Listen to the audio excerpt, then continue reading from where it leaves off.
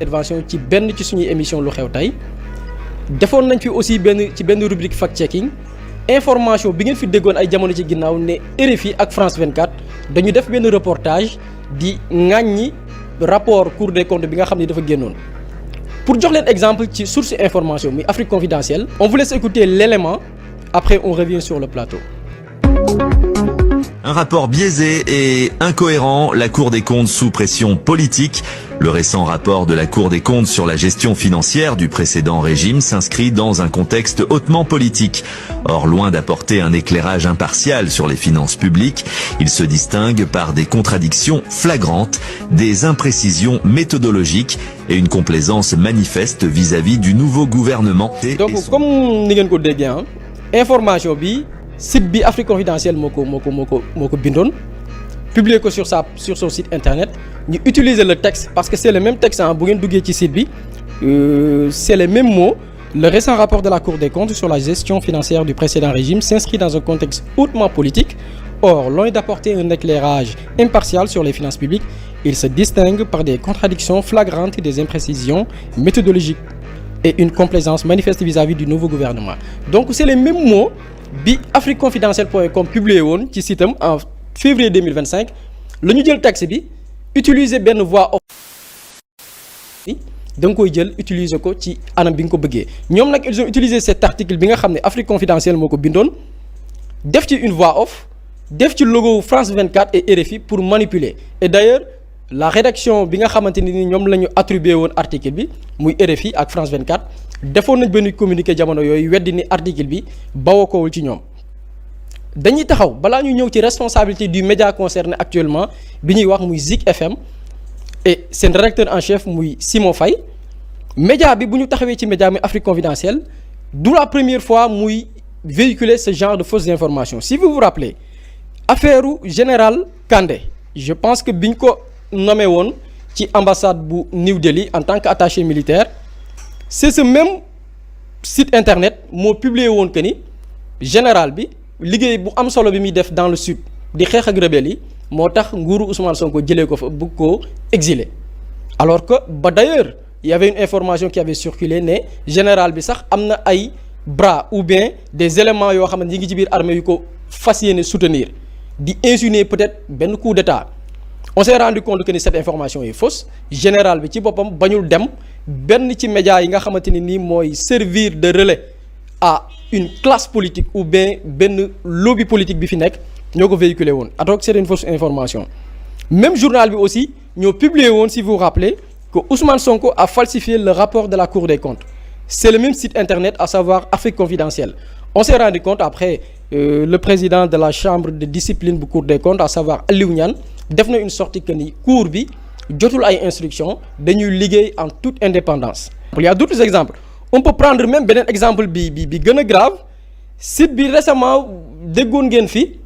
ni ministère de l'intérieur dafa jël ndogal policiers yi Macky Sall recruté woon des volontaires ñenn ñi sax xëy na peut-être sax defuñ armée mais pour utiliser leen pour jàmmarloo population bi ci les tensions politiques yi fi amoon entre 2021 et 2024 Macky Sall recruté woon en masse ay dem activité donc soxlawul nga am yenn énergie yu bari donc yaram bi foofu dallu la war a soxla te boo lekkee ci saa si li ñu lu ñu war a xam da ngay jox de la matière à travailler pour ton organisme c'est-à-dire boo lekkee lekk bu bari yaram bi day liggéey parce que il faut mu digérer loolu te loolu mën a war a sax boo tëddee guddi gi nelaw gi du demee noonu da ngay nekk di ëlbati ko parce que tout simplement li nga lekk léegi doo tëdd loolu waroo lekk loo xam ne dafa lourd trop guddi parce que dafa am jeexintal ci travail bi nga xam ne moom la sa yaram bi alors que dafa moment de repos la war a doon mais da nga koy defal du travail supplémentaire alors que bu nekkee des fruits et des légumes c'est des aliments yoo xam ne sans valeur énergétique amuñu énergie du la indi doole donc ñoom vite fait yaram bi da koy digérer. xam naa dernière question bi bala ma madame Diané di dóor dafa am sama benn maam dañ ko doon wax naan ko mooy tul yàpp guddi dafa bëgg yàpp guddi lool après mu ne moom bu ñu lakk lay lekk ndax dafa am différence maanaam ginaar wala yàpp boo xam ne dañ ko lakk ak bi nga xam ne dañ ko saaf ci diwlin gi ak noonu. si dafa am différence parce que plus aliment bi mu gras plus aliment bi am lu niin daal di ñëw waaye ñoo ngi doon jël seeni matukaay bu baax a baax donte ni am na ñenn ci ñoom ñu farataalut lii di assurance. bëri na ñoo xam ne maanaam danañ jël ay millions def ko ci cantine pour protéger seen bopp waaye ni ma amee noonu am na ñoo xam ne maanaam ñoom du leen ko jaral te yéen ña da ngeen di dendee léegi nag ji benn jiyee bu amee foofu noonu rek mën na la indil jafe-jafe te fekk yow protection de sa bopp moom mooy bu fekkee da nga nekk si ab marché bu toll ne Sandaga population boo xam ne si maanaam bu am solo nekk fa di fay yëngatoo ñëpp nekk ay bërëb yu kër ay centaine de millions wala ay centaine de milliards sax ñu nekk si benn place kon jàpp naa ne état war nañu mën a organiser wu jàppale waa marché boobu noonu taxaw leen ba yenn lakk-lakk yi du am. bile client ni yëf yi. maanaam seen fulaay bopp ba bañ di porter wala di liggéey ci média yoo xam ni dañ lay saraxe ba noppi doo am sax loo ko layalee parce que maîtriser woo système bi ñu mettre en place te système boobu la ñu leeral jëm ci page Zik FM bi nga xam ni ñun topp nañ leen archiver leen ba remonter ci date de création bi ak ñaata doomi aadama ñoo koy gérer ñu nekk ci ginnaaw. bi coowul Zik FM ak Simon Faye jibee première réaction wu D-Média mooy préparer plateau télévision pour attaquer ci Xalaat TV ndax vidéo bi ci suñu journaliste réalisé leeral système de désinformation bi ñenn ñi teg ci complicité wu ay médias sénégalais mais ñun ku ñu xam ni suñu làmmiñ araamal nañ ci tudd ñoo xam ni jànguñ amuñ xam-xam ñeewante la ñoom ci ñoom ndax doye di weesuwul di porter combat wala agenda wu jàmbur donc ku ci yaakaar tur jaare ko ci Xalaat TV sa yaakaar tas duñ la mës a tudd dañ leen di boole ba ñu mot juróom wala fukk daal di duma ki nga xam ni moo yëpp sénégalais yëpp doy ni créer média amul lu mu ciy def lu dul soppi ko dépotoir maanaam dajalekaayu mbalit loolu parenthèse la woon.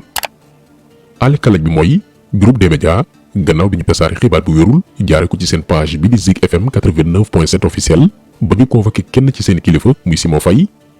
dañoo gaawantu dem supprimer page bi comme ni ngeen koy gisee nii kenn mënatu ci accéder daañu ñëw ci lan la ñu nëbb bañ enquêteurs yi yëg ko yàlla def na dajale nañ toutes les preuves bi ñu sàkkalee pexe page bi ba noppi ñu yebal benn waay boo xam ne kenn xamul ni journaliste la wala animateur pour mu weddi ne groupe bi moomul page bi partagé woon information bi muy Zik FM 89.7 officiel. Maintenant nag ce qui est grave mooy Simon Faye boobu ñuy wax xamul page Facebook bu tudd au nom de Zik FM xamul page Facebook au nom de Zik FM il ignorait l'existence justement d'une telle page et loolu c'est bon à préciser c'est-à-dire la ñu publier ci page boobu naturellement ça lui concerne su fekkee groupe des médias peut-être le concerné mais Simon mi ñu attribué loolu xamul déjà wala xamul existence su boobu les page te loolu faw ñu bàyyi ko xel alors ñu fàttali ni policiers yi ñoom ci seen bopp ñoom ñoo ko xamal ne page boobu existait déjà muy page bi ñu publier boobu lekk article alors li mat a leeral mooy amul benn journaliste bu nekk groupe des médias moo xam Zik FM wala Sen TV wu nga xamante ni nii nekk nga ci responsabilité wu le rédacteur en chef Simon Pierre Faye bu mës a publier article ci page boobu ñu publier këf googu ba pare ne Simon moom moo ko def loolu tamit c'est bon à préciser muy man du keneen ñun ñi sax on ignorait l'existence de ces pages en tant que journaliste ñun ñi sax on ignorait l'existence de ces pages en tant que journaliste. kaddu yi nag la ñuy dajji benn par benn. D'abord page bi muy Zik FM 89.7 officiel mi ngi existé depuis le 12 mars 2017 xalaat leen groupe bu doy di des médias ñu ne benn ci ay support am muy rajoom amul page Facebook amuñu page Facebook waaye ci diiru juróom-ñetti at 2017 ak léegi bàyyi nañ beneen page boo xam ne am na lu ëpp 199 000 abonnés presque 200 000 abonnés di publier ci seeni tur di direct émission buy daw ci rajo bi ñu koy diffuser en temps réel te mosuñ koo signaler wala ñu publier ci seen site wala seen chaîne YouTube ne yii mooy suñuy page officielle xamee leen. mais lépp loo xam dafa jëm ci yow jàpp nañ ne war nga ko mën a jégalee bu fekkee ne comprendre nañ fii nga xamante ni foofu la réew mi toll. donc Simon Faye ak la justice ak ñi nga xamante ni yëpp dañ leen di woo ci loo xamante ni du dara parce que li nga wax fii léegi ci wàllu justice jàpp naa ne on est en train de redéfinir même la nature de notre régime. Pendant longtemps on a décrié une administration judiciaire aujourd'hui on va aller vers un véritable pouvoir judiciaire. loolu lañ doon xeex et pour man ce pouvoir là dañ ko war a gën a conforter war ko gën a liggéey bu baax c'est pas un pouvoir des juges loolu tamit gars yi nga xam. mais la justice am na erreur fi nit ñi di def le peuple a le droit de dire que j'attends c'est le service public de la justice. Pourquoi on peut mettre la pression sur le président, sur le premier ministre, sur l'Assemblée et le peuple au nom duquel la justice est rendue n'a pas le droit de dire mais j'ai un problème ci sama justice nu muy doxee. Au nom de quoi? On dit le temps de la justice n'est pas le temps des hommes. Le temps de la justice est le temps des hommes parce que la justice est rendue au nom des hommes. Et en matière de justice, il y a un principe qui est important. La célérité. La justice doit être rendue avec célérité. Ça, c'est un principe fondamental du droit. Mën nañ ci poursuivre sax des magistrats lorsque par leur négligence dossiers yi dafa nekk ba peut-être sax génn ci dugg ci délai de prescription yi. On peut poursuivre disciplinairement des magistrats tey bi ñu jóg ñëwee gars yi def inventaire laaj leen dans les cabinets d'instruction ñaata dossiers lañ fa fekk des milliers de dossiers qui dorment là-bas depuis longtemps. On peut trouver des justifications, peut-être amuñu suffisamment d'effectifs, peut-être les conditions de travail, mais en tout cas de cause, la justice doit être rendue avec célérité parce que le citoyen doit pouvoir connaître son sort rapidement et la société doit pouvoir être édifiée sur le sort du citoyen. Est-ce que yoon la ñu ne nit jàpp nañ ko pour une banalité mu def 10 ans ñu ne mu ngi instruction? Est-ce que vous voudriez être dans cette situation vous? Kon yéen opposition da ngeen di ut fu ngeen di langaamu da ngeen amatul argument nee nga que actuellement dañuy dal ci kaw nit ñi.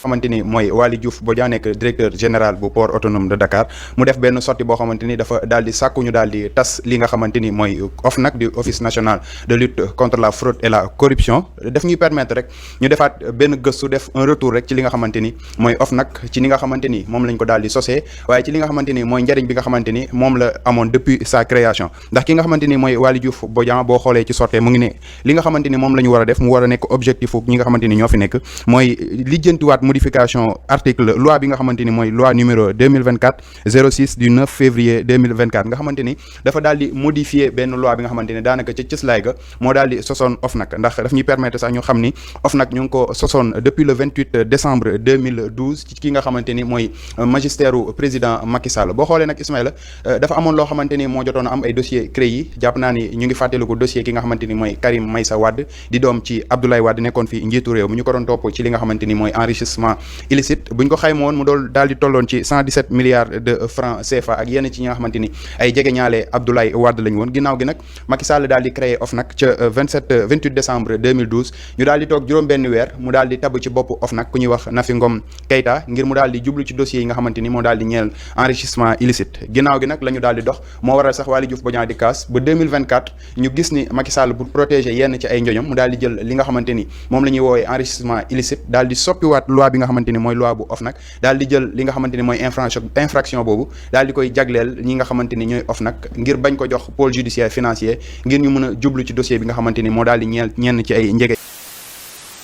Cheikh Oumar Anne dafa am keneen koo xamante ni moo nekkoon ca poste di wuyoo ci turu Siré Dia moom tamit dañ ko daal di épingler ci rapport OFNAC daal di koy toppee faux usage de faux ci ay acquisition fourniture de bureau yoo xamante ni daf ko daal di déclaré woon nga xamante ni ca poste dafa am benn démembrement boo xamante ni moo fa nekkoon tudd poste finance ay bureau ay chaise ay table ay ordinateurs yoo xamante ni dañ ko daal di déclaré woon mais en réalité bañ defee gëstu bi dañoo gis ni kat la nga xamante ni moom la ñu daal di déclaré ak la ñu fekk ca bureau ba dafa daal di wute ba tey ci rapport yi bu ñu weesoo rapport 2014 2015 ñu daal di dem ci rapport OFNAC bu 2019 boo xamante ni dafa daal di tudd ñaari jegeñaale président Macky Sall kenn ki di wuyoo ci turu Mamour Diallo keneen ki di wuyoo ci turu Tahirou Sarr boo xamante ni dañu ubbi woon ab enquête OFNAC daal di koy def ñu daal di retenir itam ay infractions yu ci mel ni infraction association de malfaiteurs waaye tamit escroquerie sur les deniers publics daal di toll ci li nga xamante ni mooy 94 milliards de francs CFA bu weesoo boobu les rapports itam OFNAC dafa ñëwoon ci rapportu 2021 daal di koy yeesalaat ci atum 2022 boo xoolee boobu rapport nag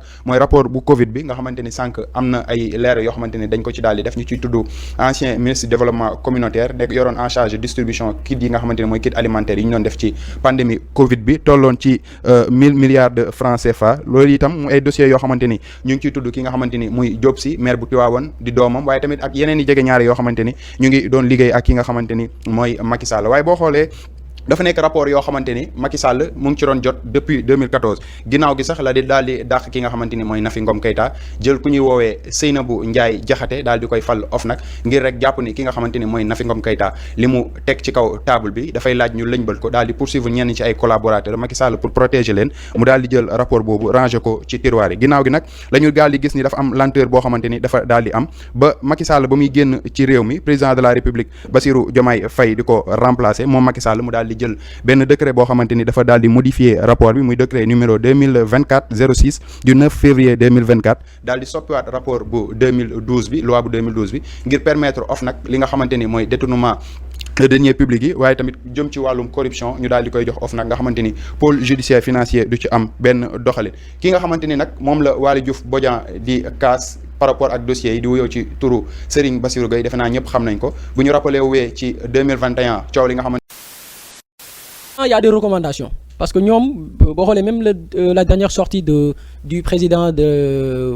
premier président Cour des comptes wax na ko ñoom du ñu ay attekat ils font que constater et puis comme son nom l'indique c'est la Cour des comptes ils font que faire l'état des lieux des finances et puis après yoon def liggéeyam mais boo xoolee OFNAC particularité OFNAC mooy moom dafay def ay enquêtes am définir les chefs d'accusation yi nga xam ne moom la ñu mën a toppee les personnes citées après à la suite mu transmettre procureur boo xoolee y a plusieurs rapports OFNAC du temps de Nafi Ngom Keïta dafay def état des finances wax les chefs d'accusation yi nga xam ne moom la ñu mën a toppee les personnes qui sont citées après ils disent à la fin dossier transmis au procureur malheureusement tu parlais de Macky Sall mettre na ko en place mais dans l'exécution qu'est-ce qu'on a vu est-ce que ñi ñu cité woon après on a vu des poursuites non bizarrement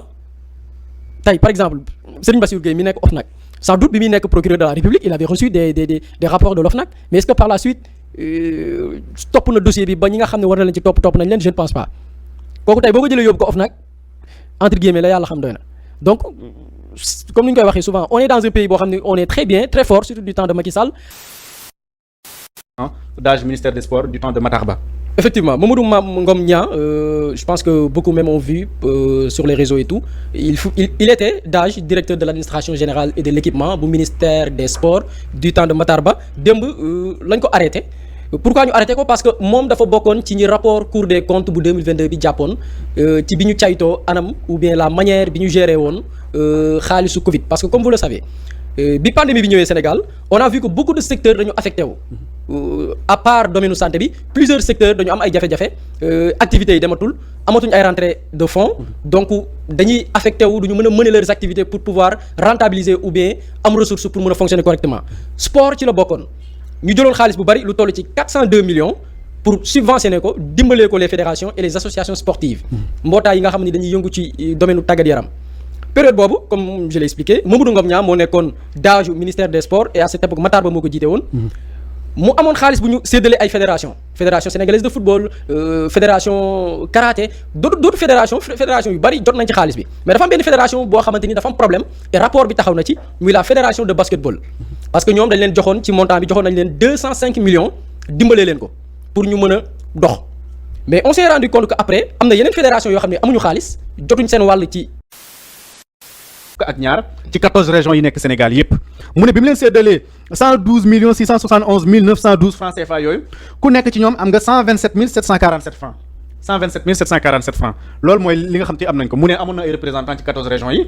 ba pare ci ak ci 46 départements yi nekk ci Sénégal yépp mais bi nga xamante ni gars yi ne saytu nañ ko lañ bët nañ ko ngir mu wone ay justificatif nii jox na 882 personnes ku nekk 127 mille 747 francs li nga xam te moom mën na ko justifier ni joxe na ko mooy 30 millions 943 mille 226 francs CFA loolu daal mooy li nga xam te am na ay preuves ni dépensé na ko mu mën a joxe ay firnde ni dépensé na ko fii la ko dugal muy 30 millions 943 mille 226 francs CFA mais li ci des kenn mënu la wax fii la ko dugal ak nii la ko dépensé loolu journal bi wax donc mu nekk gap bu am solo parce que 127 millions lañ la jox waaw 112 millions 671 mille 912 francs CFA nga justifié ci dépense 30 millions 943 mille je pense qu'il y a un gap bu important donc lii mooy li nga xam te ni bokk na ci lu ñuy toppee nit ñu bëree parce que aussi dama jàpp ni ñu ci bëri bu ñuy def daawuñu sóoraale que ni bés dina ñëw règlement de compte am ñu laaj leen compte reddition des comptes autant pour moi reddition des comptes dina am ku ci nekk li ñu la joxoon ñu woo la laaj la fan nga ko dugal ak naka nga ko dépensé état bu lay jox normalement bu lay subventionné même ONG sax léegi bu ñu lay subventionné dañu lay def le compte rendu da nga leen di wax li ñu la jox fan nga ko dugal surtout état mais problème bi amoon ci force Covid 19 bi mooy lan wax nga ko sànq mooy nit ñoo xam ne par espèce lañ leen di jox da ngay ñëw ñu compter la ay liaasu xaalis jox la dem bind nga dem léegi problème bi mooy lan dañuy retrouver dans une situation boo xamante ni rien ne justifie que ni jox nañ la autant d'argent parce que y a pas de traçabilité peut-être qu'il y a des signatures ou pas je sais pas mais parce que traçabilité bi gën a wóor mooy